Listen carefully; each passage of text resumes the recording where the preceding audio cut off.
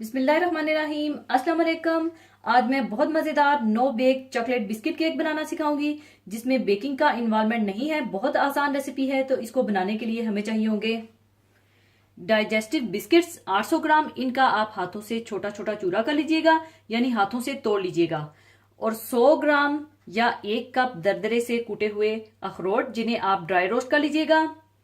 और 200 ग्राम चीनी या 1 कप चीनी और 150 ग्राम मक्खन, 60 ग्राम या half cup unsweetened cocoa powder और 120 ग्राम कुकिंग चॉकलेट चाहिए होगी।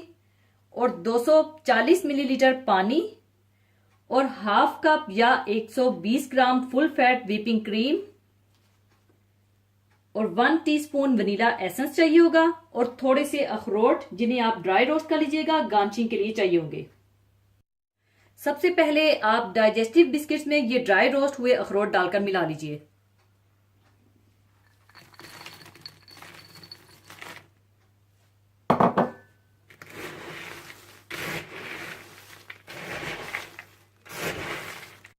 इसके बाद चीनी और कोको पाउडर को मिलाकर रख लीजिए।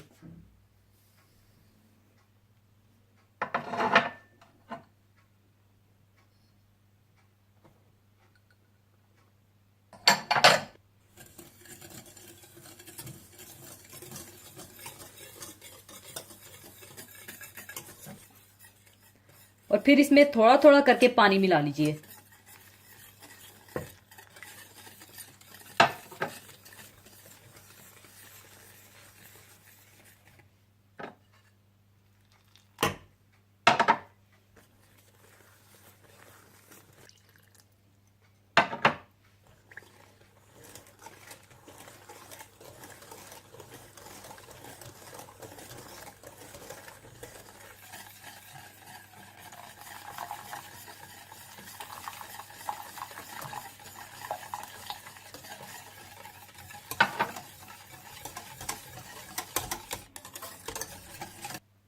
अच्छी तरह मिलाने के बाद आप इसमें मक्खन डाल दीजिए और इसे 7 से 8 मिनट के लिए मीडियम आंच पर पका लीजिए।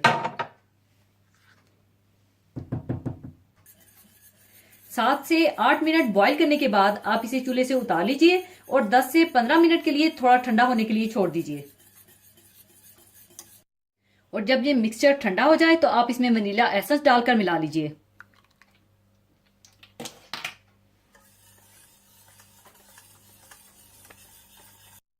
और फिर मिक्सचर को आप इन बिस्किट्स में अच्छी तरह से मिला लीजिए।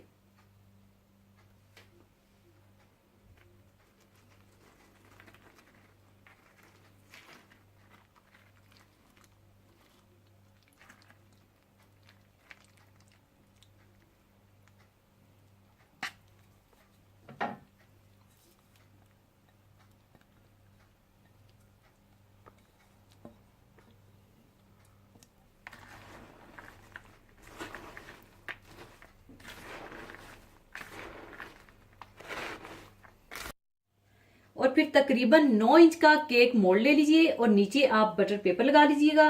और फिर ये सारा बैटर आप इस मोल्ड में शिफ्ट कर दीजिएगा और इसे अच्छी तरह से दबा दबा कर सेट कर लीजिएगा।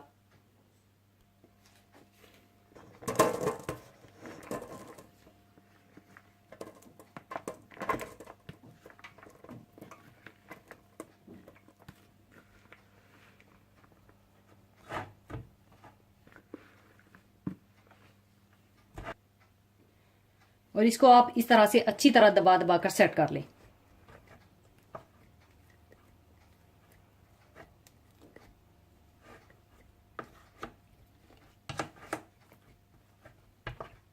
अच्छी तरह दबा दबा कर सेट करने के बाद आप इसे आधे घंटे के लिए फ्रिज में रख दें।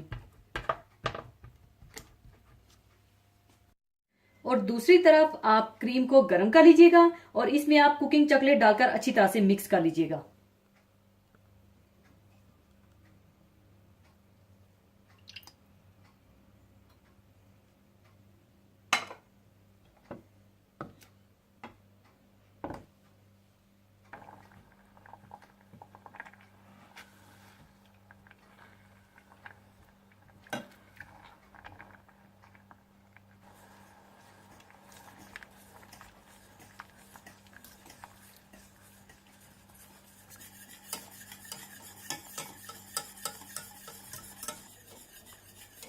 केक को आधा घंटा फ्रिज में रखने के बाद आप इस मिक्सचर को केक के ऊपर डाल दीजिएगा।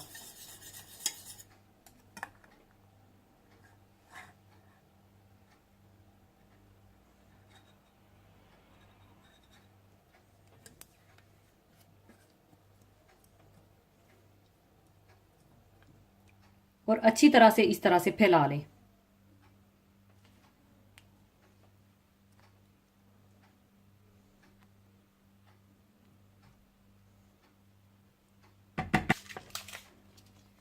और इस तरह से आप इसे सेट कर लें।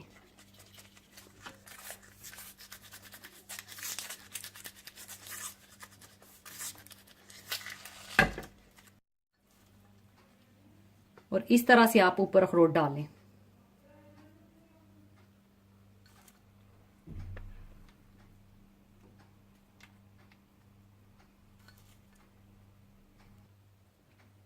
और अब आप इसे 3 से 4 घंटे के लिए फ्रिज में रख दीजिए। लीजिए 3 से 4 घंटे फ्रिज में रखने के बाद चॉकलेट बिस्किट केक तैयार है। अब इसे मैं दूसरे बर्तन में शिफ्ट कर लूंगी।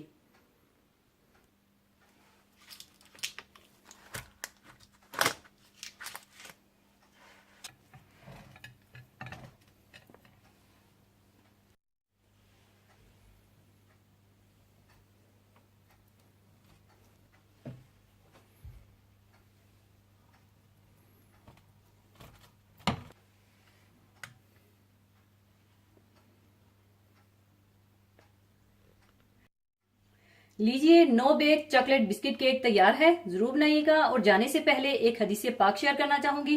हदीसे पाक इस तरह से है। हजरत अबू हुरैरा रजी अल्लाह ताला अन्हो से रवायत है कि रसूलुल्लाह सल्लल्लाहु अलैहि वसल्लम ने इरशाद फरमाया कि सूदखोरी के 70 हिस्से हैं। इनमें से अदना और मामूली ऐसा है जैसा कि अपनी माँ के साथ जिना करना। सूद रूह ईमानी के लिए इंतहाई मुजिर और कातिल शय है। सूद ही वो गुनाह है जिसके बारे में कुरान पाक में है कि जो लोग इससे बाज ना आएंगे उनके खिलाफ अल्लाह और उसके रसूल सल्लल्लाहु अलैहि वसल्लम की तरफ से ऐलाने जंग है।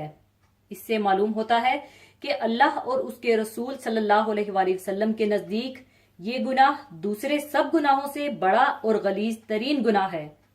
इस हदीस मुबारका से भी ये बात मालूम होती है कि सूदखोरी अपनी माँ के साथ जिना करने से भी बददरजहा ज्यादा और गलीज तरीन गुनाह है। अल्लाह ताला से ये दुआ है कि हम सबको अल्लाह पाक इस गुनाह से बचने की तौफीक अता फरमाए। आमीन। इसी के साथ मैं इजाजत चाहूंगी। अपना बहुत ख्याल रखिएगा। दुआओं में याद रखिएगा। अल्लाह हाफिज।